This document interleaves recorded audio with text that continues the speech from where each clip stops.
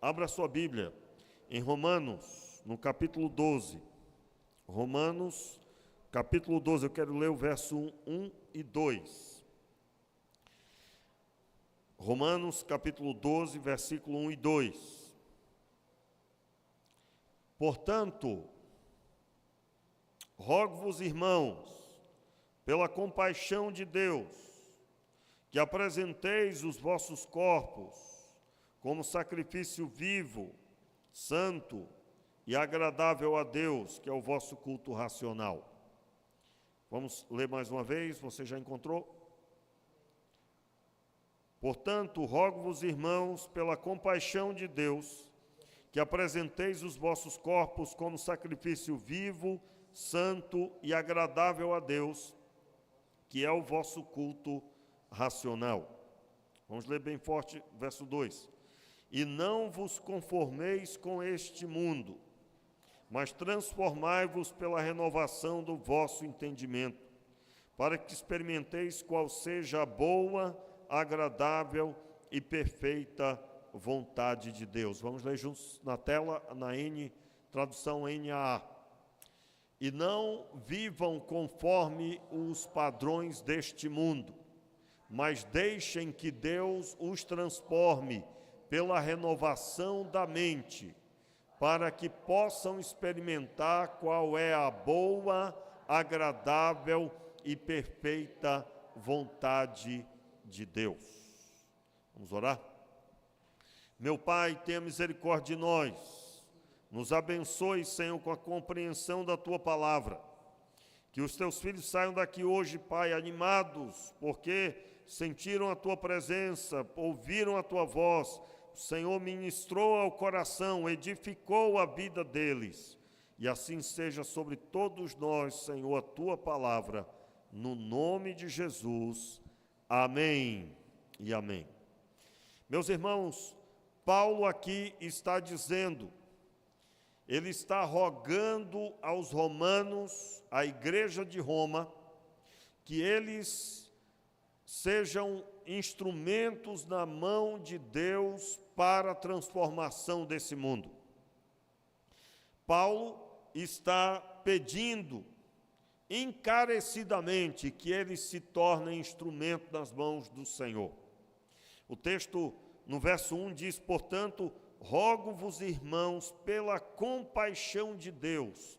Pode colocar aí na tradução NAA de novo, só o verso 1 eu queria ver na tradução NAA, que diz assim, portanto, irmãos, pela misericórdia de Deus, peço que ofereçam o seu corpo como sacrifício vivo, santo e agradável a Deus, que é o culto racional de vocês. E aí qual é o alvo? Verso 2, e não vivam conforme o padrão deste mundo, mas deixem que Deus os transforme pela renovação da mente. Na tradução contemporânea, que é a que eu estou usando, está escrito, e não vos conformeis, ou não vos amoldeis a este mundo, né? Não vos conforme, não sejam conforme este mundo. Não vos conformeis com este mundo, mas transformai-vos pela renovação do vosso entendimento. E aí o texto estabelece que essa é a condição para que se experimente. O que, irmãos? Para que experimenteis qual seja a boa, agradável e perfeita vontade de Deus. Note, há uma condição para experimentar a boa, perfeita e agradável vontade de Deus. Qual é a condição? Em primeiro lugar, ouvir o apelo de Paulo para apresentar o corpo, a vida, como sacrifício vivo, santo e agradável a Deus, que é o culto racional, que é o culto fruto do entendimento, do raciocínio, baseado, é claro, no que foi revelado da Escritura. E depois Paulo diz a eles: e não vos conformeis. Veja, não andem conforme o molde, não se conformem. Entenda aqui, se conformar, quando alguém diz assim: fulano já se conformou com a vida que leva, com o salário que recebe, por exemplo. Uma pessoa que está conformada com o salário que recebe, ela certamente está dizendo: não pretendo melhorar, não pretendo buscar estudar, não pretendo melhorar no trabalho para subir de cargo, não pretendo absolutamente nada, estou conformado com o que recebo. E aí o chefe chega e pergunta: qual é a sua ambição aqui na empresa? Ele vai dizer: não, nada, nenhuma, não tenho nenhuma. Eu pretendo ser para sempre o que eu estou fazendo aqui na empresa. Ele acabou de declarar a possibilidade, dependendo da empresa, dependendo do patrão, acabou de declarar que será trocado, porque ele não oferecerá nada além do que ele já faz à empresa. Isso por quê? Porque ele está conformado. A empresa está num formato, ele está num formato de trabalho e ele se conformou com isso. Como assim? Eu costumo dizer, quando eu converso com alguém sobre negócio, e eu costumo dizer sempre isso, dependendo, é claro, do que estamos falando: ninguém cresce sozinho. As pessoas, principalmente os empresários, estão à procura de pessoas que queiram crescer. Por quê? Porque se eles não agregarem ao seu redor pessoas que querem crescer, eles não conseguirão crescer. Um dos maiores exemplos disso é o homem mais rico do Brasil, um grande empresário. Não vou dizer o nome aqui, deixa para lá, né? Não vem o caso, mas eu, ouvindo sobre a trajetória dele, ele só conseguiu crescer, é o proprietário do maior número de universidades do Brasil, de cadeiras em escolas particulares, de quantidade de alunos em escolas particulares, redes de ensino no Brasil, ele é o dono. Mas como que ele conseguiu fazer isso? Ele listou todos os seus amigos que estavam buscando crescer e propôs a eles negócios que eram deles, mas que, se eles abraçassem, as empresas deles seriam parceiras do crescimento dele. Vou dar um exemplo para você.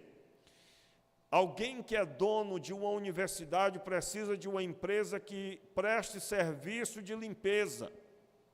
Se essa empresa que presta serviço de limpeza não tiver um gestor top de linha, ele vai sofrer com a universidade, porque não terá uma empresa abençoada para suprir a necessidade dos seus negócios. Alguém que põe uma empresa, por exemplo, que vai fazer salgadinho, vai precisar de muita matéria-prima. Vamos imaginar que não tenha ninguém na cidade que oferece o suprimento necessário para essa empresa. Não vai dar certo. Então, ninguém cresce sozinho. Por isso que, se você presta um serviço, pense em crescer, porque as pessoas que querem crescer estão à procura de pessoas que também querem crescer. E tem espaço para todo mundo, mesmo com toda dificuldade do país, viu, irmãos? Esqueça a dificuldade do país e trabalhe. Eu costumo dizer que a gente só está precisando trabalhar um pouco mais, né? Você só vai ter que trabalhar um pouco mais, mas vai dar certo. Vai dar certo. Em nome de Jesus. Então, eu estou dando esse exemplo para falar sobre o não vos conformeis. Paulo está dizendo: nós não vamos nos amoldar ao mundo. Por exemplo, uma forma de amoldar, né? Alguém chega e diz: pastor, é inevitável o movimento que procura exaltar o pecado na área B ou C. Aí alguém aí a pessoa vai ouvir de mim. Eu digo, meu irmão, é inevitável, por exemplo, haverá, meus irmãos, nos últimos dias, uma série de catástrofes acontecendo. O homem se tornará cada vez mais distante de Deus. É verdade isso? É verdade isso. A Bíblia tem uma série de trechos que diz isso. Mas não será com a nossa ajuda. Se eu me amoldar ao mundo, eu estarei ajudando o mundo a ser distante de Deus. Eu não vou me amoldar. Eu não vou me amoldar. Eu não vou me conformar. Eu não vou olhar para o mundo e dizer, o que há de fazer, não há de fazer nada. Eu me lembro, irmãos, como se fosse hoje. Um pastor lá no Acre, eu era ainda novo na fé, mas eu estava tendo minhas primeiras experiências com Deus, e eu peguei uma carona com ele. E no carro eu perguntei, pois não, pastor, e como é que estão as coisas? Meu irmão, aquele homem estava desanimado de um jeito que ele disse assim para mim, olha, o que há de fazer? A igreja não está nunca do jeito que a gente quer, mas o que há de fazer? Né? O que há de fazer? Irmãos, quando ele me deixou onde eu precisava ficar, né? Acabou a carona, eu tive que orar ao Senhor, porque o homem estava tão desanimado que aquilo pegava no primeiro que estivesse perto. E eu digo, meu Senhor, tenha misericórdia. Por que estava daquele jeito? Porque o contrário também é verdade. Quando uma pessoa está cheia do Espírito Santo, quando ela está motivada por Deus, ela vai passar para as pessoas o que ela recebeu de Deus. Então é muito importante você trabalhar a sua vida espiritual, porque você está perto da sua esposa, você está perto do seu marido, perto dos seus filhos, e esse desânimo precisa se encerrar. Uma orientação boa, seja como Jó. Ele declara o que ele estava vivendo, mas o trecho famoso de Jó qual é? Mas eu sei em quem tenho crido, e que logo ou em breve ele se levantará em meu favor. Ou seja, eu posso estar vivendo a situação de Jó, mas eu devo declarar em quem tenho crido, e isso deve encher a minha vida. Muito bem, nessa noite eu quero falar com você sobre como nós vamos cumprir essa palavra, como nós vamos alcançar, resistir à tentação de nos amoldar e realmente alcançarmos a transformação nossa e através da vida espiritual, da vida transformada, transformar essa geração. Eu quero observar com você o verso 1. O verso 1, que nós já lemos 2 vezes, diz que eu tenho que me portar diante de Deus como um culto a Ele. A minha vida precisa ser um culto, em resumo. Vamos ler de novo. Portanto, rogo-vos, irmãos, pela compaixão de Deus, que apresenteis os vossos corpos como sacrifício vivo. Note aqui, sacrifício vivo, santo e agradável a Deus, que é o vosso culto racional. E eu quero ver aí mesmo no texto de Romanos, só que agora no capítulo 6, volte um pouquinho, o que é esse culto racional que Paulo está dizendo. Vamos observar, irmãos, eu creio que você está entendendo o que eu estou ministrando. Nós não devemos nos amoldar ao mundo, nos conformar ao mundo, ser conforme o mundo. Não. Mas como eu terei certeza de que eu não vou me amoldar? Eu não vou me amoldar ao mundo ou conformar-me com o mundo se a minha vida for um culto ao Senhor. Como ter uma vida que cultua a Deus? A sua existência cultua a Deus. Quando vocês estão entendendo, digam amém. Então vamos ler Romanos capítulo 6, a partir do versículo 11. Veja bem, versículo 11. Assim também vós considerai-vos como mortos para o pecado, mas vivos para Deus em Cristo Jesus, o nosso Senhor. Não reine, portanto, o pecado em vosso corpo mortal. Note aqui, irmãos, não reine o pecado em vosso corpo mortal. O que Paulo está dizendo? O pecado não exista aí no seu corpo, no meu corpo. Vamos ler de novo, verso 12. Não reine, portanto, o pecado em vosso corpo mortal, mas lhe obedecerdes, para lhe obedecerdes aos seus desejos. Tampouco apresenteis os vossos membros ao pecado, por instrumentos de iniquidade, mas apresentai-vos a Deus como vivos dentre os mortos, e vossos membros a Deus como instrumentos de justiça. Meus irmãos, aqui não precisava nem explicar nada. Aqui já está claríssimo. Claro, vamos explicar, mas o que eu quero dizer é que o texto já está dizendo claramente: na sua vida não pode haver o governo do pecado. O desejo do pecado não pode estar livre e solto na sua vida. Como que isso pode acontecer? Você está caminhando, buscando viver em santidade perante Deus. Entenda bem aqui, meus irmãos, por exemplo, eu já contei aqui algumas vezes essa experiência.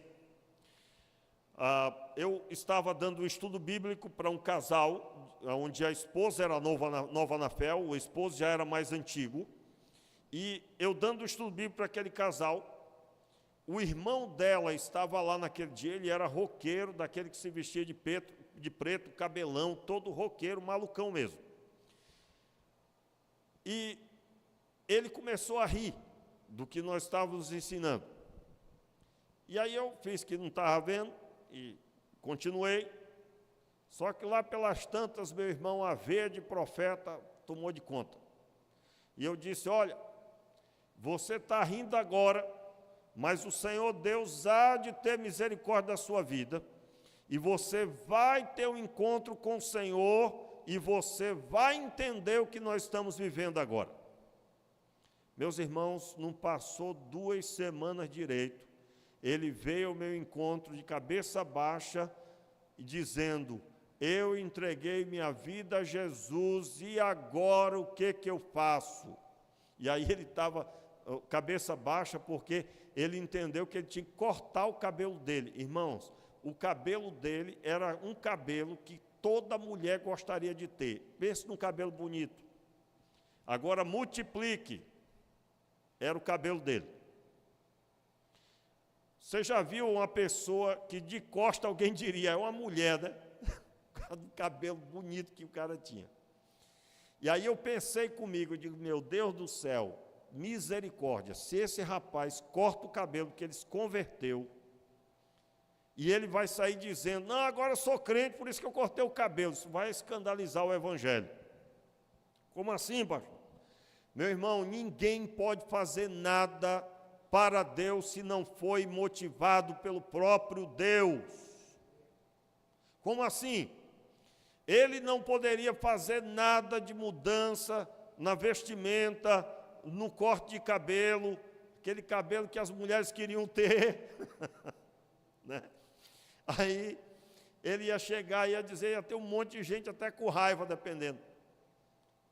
E aí eu disse para ele, digo: você não vai cortar esse cabelo. Quase que eu ria dele, né? Porque eu digo: não, agora é minha vez. Não fiz isso, né? Não ia fazer. Mas que estava engraçado, estava ele de cabeça baixa, e agora? Por que e agora? Porque ele teve uma experiência de salvação genuína. Ele sabia que ele não poderia ser mais aquela pessoa muito louca que vivia despreocupado, zombando de tudo, bagunçando com tudo, não levava nada a sério. E a aparência dele não podia mais lembrar aquela pessoa.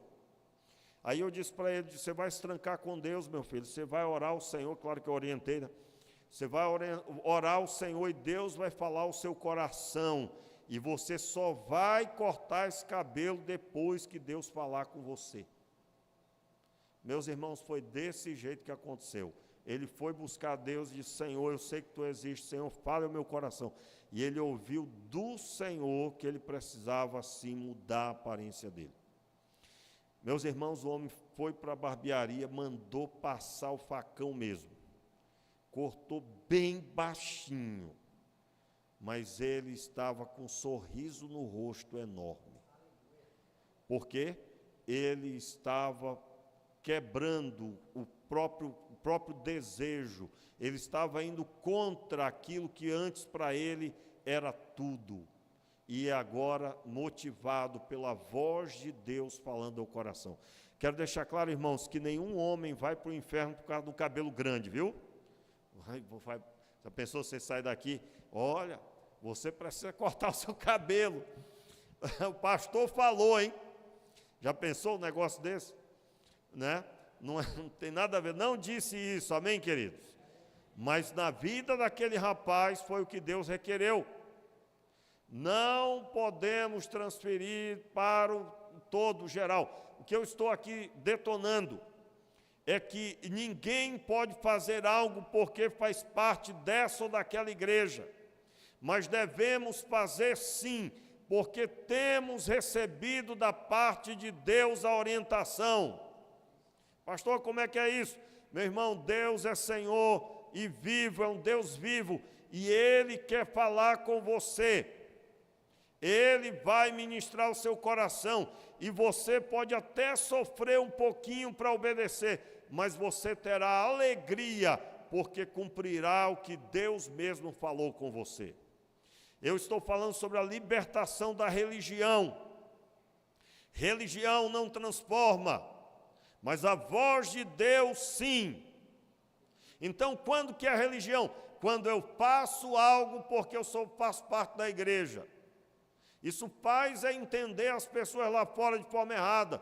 Eu nunca vou ser dessa igreja, como que eu vou fazer? Porque eu gosto tanto disso que fulano não quer mais fazer. Eu nunca serei dessa igreja. Quantos estão entendendo o que eu estou dizendo, meus irmãos? Veja, a mensagem de transformação não é dos batistas, do fato de ser batista ou de qualquer outra igreja. Mas a mensagem de salvação veio da parte do Senhor para o meu coração. E é isso que as pessoas precisam ouvir. Por que você mudou? Por que você não vai mais a isso ou para aquilo?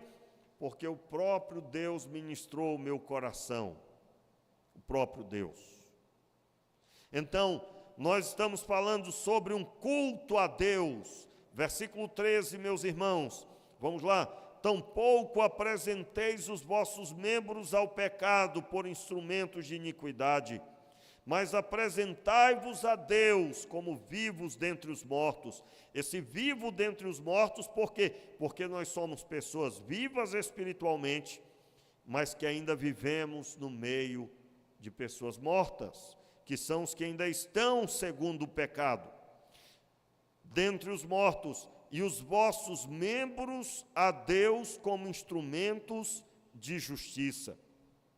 Pois o pecado não terá domínio sobre vós, porque não estáis debaixo da lei, mas debaixo da graça.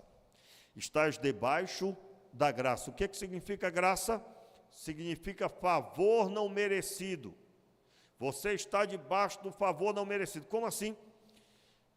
O favor de Deus você não merecia, mas Cristo Jesus, homem, veio e fez tudo o que eu e você não conseguiríamos fazer. Jesus se manteve em comunhão com o Pai, mesmo sendo tentado no deserto. Adão foi tentado uma vez e caiu. Jesus se manteve firme com Deus, em meio às tentações. Foram só 40 dias. Adão, na primeira, tentação, já caiu. Jesus se manteve firme, e se manteve firme mesmo andando no meio dos homens maus, homens que queriam matá-lo. Jesus estava curando o enfermo e eles querendo matar Jesus. Jesus estava pregando o evangelho e eles buscando ocasião para matá-lo, e ele se manteve firme. Meus irmãos, isso é motivo para nós pedir misericórdia, porque por muito pouco pessoas param de servir a Deus. Já notaram isso? Sei lá, ouve, né? Talvez você já encontrou alguém desviado. Aí a pessoa está desviada por quê? Não, porque na igreja estavam fofocando de mim, ó. Aí eu digo, mas você ouviu? Não, me disseram. Às vezes nem era verdade mesmo, nem era verdade. Quantas vezes na minha caminhada eu já vi pessoas falando das outras e aquilo que foi falado não era verdade. Se alguém pegasse corda com aquilo, ia fazer besteira, algo que se arrependesse. Meu irmão, seja firme na palavra de Deus, que é a mais pura verdade. O resto não ouça, porque você pode cometer injustiças. É que nem um crente falando mal do outro, né, para o pastor. No decorrer da caminhada, irmãos, vai fazer 20 anos já. Mas eu me lembro bem no comecinho, tinha um que chegava e disse, pastor, não confie em Cicrano, não confie em Beltrano. O senhor toma cuidado com aquela pessoa assim, desse jeito. Meu irmão, você sabia que quem estava me avisando é que era o problema na maior parte das vezes? E que essas pessoas estão por aí. E quem eles falavam permanece até hoje na igreja, você sabia? Eu me lembro de uma vez, o cara disse assim para mim, e o senhor não vai fazer nada? Eu morro de rir disso. Aí eu digo, eu não. Mas como assim o senhor não vai fazer nada? Acabei de lhe falar. Aí eu digo, eu não, vou fazer nada não. Eu digo, o senhor vai fazer o que então? Eu digo, eu estou caminhando com fulano, e eu estou conhecendo não só essa pessoa, mas também você. Acabei de chegar. Irmãos, isso mata qualquer coisa. Aí, ou então você, para você encerrar o assunto, você era dizer assim, você pode ir lá comigo agora e repetir essas palavras que você acabou de dizer. Qual é a fala que a pessoa diz? Eu não quero. Irmãos, eu me lembro uma vez que a pessoa disse assim, olha pastor, eu lhe contei esse assunto agora, o que o senhor vai fazer? Eu digo, não, você vai comigo lá conversar com essa pessoa agora. Eu não quero me envolver, eu só disse para o senhor resolver. Eu digo, não, a Bíblia diz que quando o irmão peca, você deve ir lá e buscar a salvação dele, a conversão dele. Se ele não quiser se converter, você deve levar alguém com você. Então, primeiro você vai lá sozinho, aí depois você volta aqui, se ele não se converter, aí eu vou com você. Topa? O que a pessoa falou, irmãos? Não, pastor, é para o senhor resolver. Eu digo, meu filho, nós estamos quebrando o texto bíblico aqui, eu vou fazer de conta que você não me falou nada, e nós vamos caminhando para a glória de Deus. Para bom entendedor, acabei de puxar a orelha dessa pessoa. Vamos corrigir nossa conduta. Então, nós não podemos caminhar com o pecado. Nós precisamos caminhar sem pecado. Como é que se caminha sem pecado? Você pode até ter pensado em algo pecaminoso agora, mas você estrangula o pensamento pecaminoso, pede perdão a Deus e reformula a sua caminhada. Como é que se reformula a caminhada, irmãos?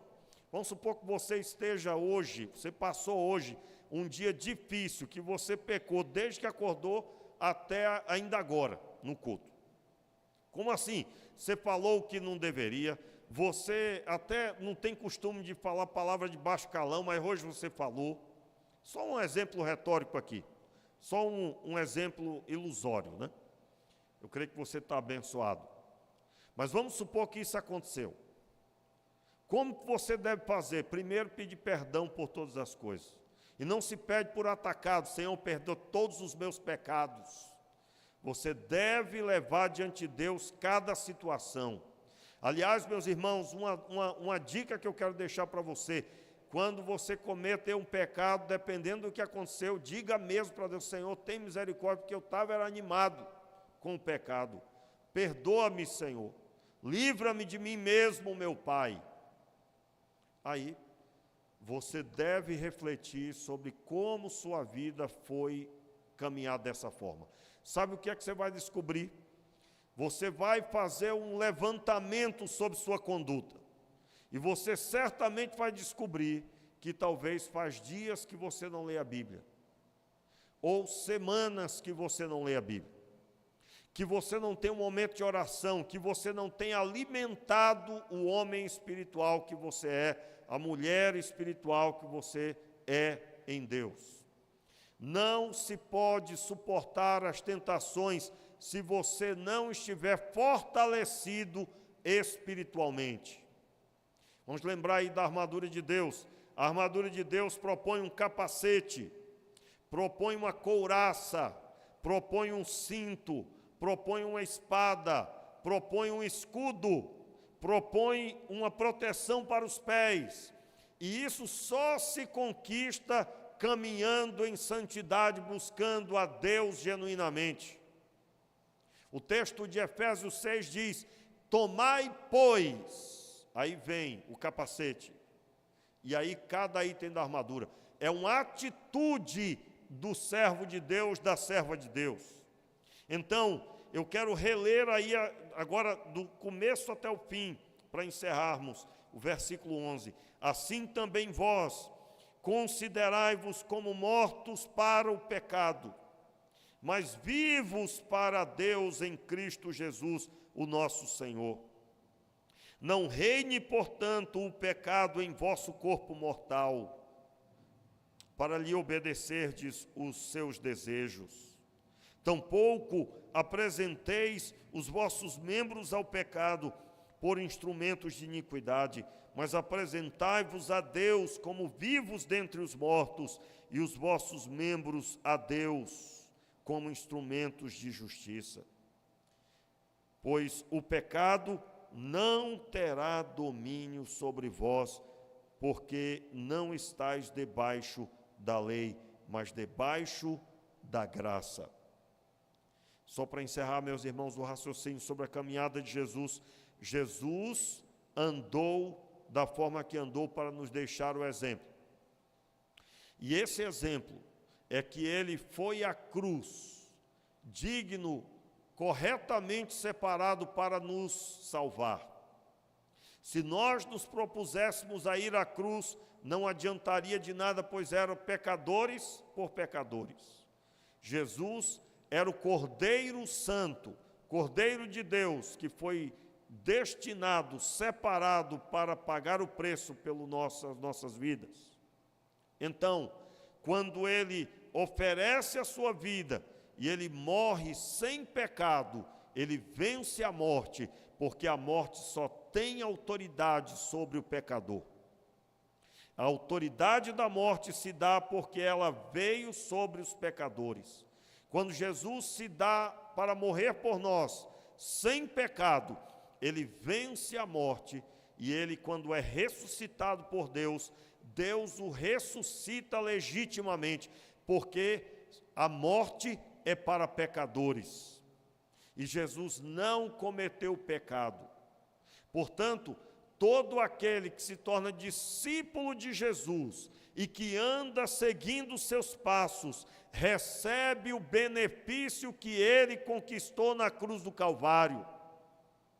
E este benefício é que somos salvos porque ele agora é nosso Senhor e Salvador. Quando a morte vier, encontrará Jesus Cristo na frente. Nós somos amparados, protegidos como discípulos. Ele é o nosso irmão mais velho, o primogênito dentre muitos irmãos, como diz Romanos. E então, estamos debaixo da graça. Nós não merecíamos, mas porque morremos com ele, ressuscitaremos com ele.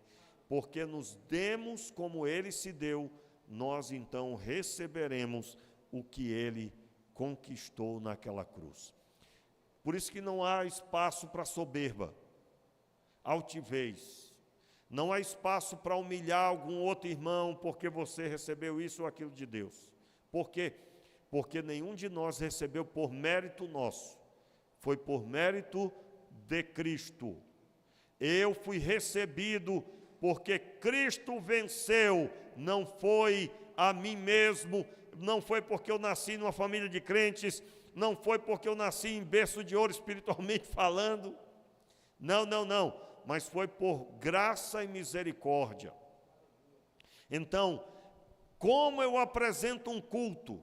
Irmãos, nossa vida, quando caminhamos livres do pecado, quando caminhamos debaixo da graça, quando caminhamos em santidade, volto a dizer, quando eu dei os exemplos aqui, quando eu falei sobre reformular a caminhada, observar que não tenho me alimentado espiritualmente, portanto estou fraco e estou vacilante na minha caminhada diante de Deus. Eu agora, tendo corrigido, eu vou andar conforme o texto de Romanos declara. Meu irmão, dependendo do que você está passando, aconselho você jejuar e orar. Aconselho você intensificar a sua oração, a sua leitura da palavra. Não leia versículos, leia capítulos. Não leia só um capítulo, leia pelo menos 3 capítulos por dia. A leitura da Bíblia em um ano é de 3 a 5 capítulos por dia. Se você ler 3 capítulos, dificilmente você não vai ler a Bíblia toda. A média é 3 capítulos. Leia 4, 5, se você quiser, mas pelo menos 3 capítulos. Pastor, mas é muito para mim. Meu irmão, quando você senta para comer, você come só o arroz, só um pouquinho de arroz. Pastor, eu peguei até uma colher de mexer café, aquela colherzinha, não tem? Aí botei o arroz, aí botei a carne, coloquei ali o feijão com aquela colherzinha. É desse jeito? Não. Por que não é? Porque o seu corpo precisa de mais alimento. Então olhe para o nível espiritual do que você precisa e busque a Deus conforme a sua necessidade. Você está carente de crescimento na palavra? Leia mais a palavra e leia com sede de aprender da parte de Deus. Os textos vão saltar do papel, meu irmão. Eu quero, em nome de Jesus, encorajar você a buscar a Deus. Você quer fazer um culto a Deus com a sua vida? Viva em santidade, ande em santidade, celebre o que Cristo conquistou e deu a você gratuitamente.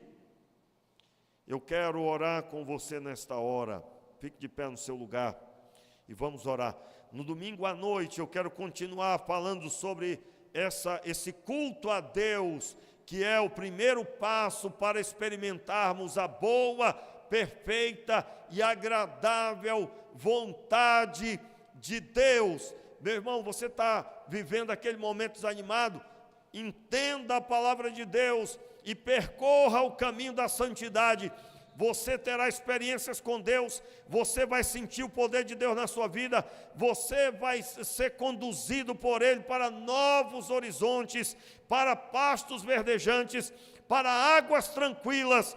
Você é ovelha do pastoreio, do rebanho do Senhor, e é Ele que vai cuidar da sua vida e vai te abençoar. Quantos recebem essa palavra em nome de Jesus? É a palavra de Deus, Salmo 23. Vamos orar.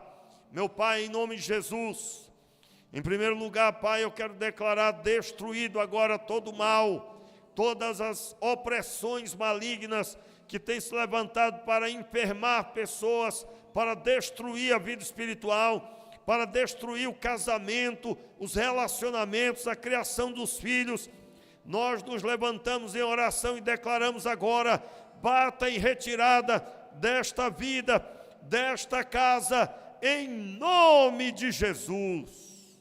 E seja agora o Espírito Santo do Senhor, o Espírito Santo que estava na criação, que participou da criação, agora, Senhor, criando um novo coração, novos pensamentos, novas atitudes, gerando novidade de vida no coração desse meu irmão, dessa minha irmã. Nós oramos, Pai, te pedindo, estende a tua mão e reestabelece o que fora roubado. todo ânimo, toda força, toda unção que um dia existiu, seja restabelecido, seja renovado nos dons, seja renovado no ânimo, na força, na ousadia, para buscar a tua face, ó Pai, para estar em tua presença. Seja o teu poder estabelecido na vida do meu irmão, na casa do meu irmão, no trabalho dele, Pai. Seja, Pai, o ânimo, a força e a ousadia reestabelecidas. O teu filho vai se levantar com força e ousadia para vencer. A tua filha se levantará com força e ousadia para vencer, porque o Senhor Jesus Cristo já venceu na cruz do Calvário, e nós vamos somente contemplar a aplicação desta vitória na nossa vida, no nosso lar e aonde nós formos, meu Pai. Meu Deus, sabemos que podemos passar toda a situação, mas ainda assim podemos contar com a vitória no final de tudo, porque nem a morte, nem a vida, nem principado ou potestade, nenhuma outra criatura pode nos separar do amor de Deus que está em Cristo Jesus, nosso Senhor. Então, Pai, eu oro agora, te pedindo, Pai, desperta o teu povo, desperta a tua igreja, ó Pai, desperta este rebanho local, Senhor, para servir ao Senhor com alegria. E assim nós oramos, Senhor, em nome de Jesus. Amém.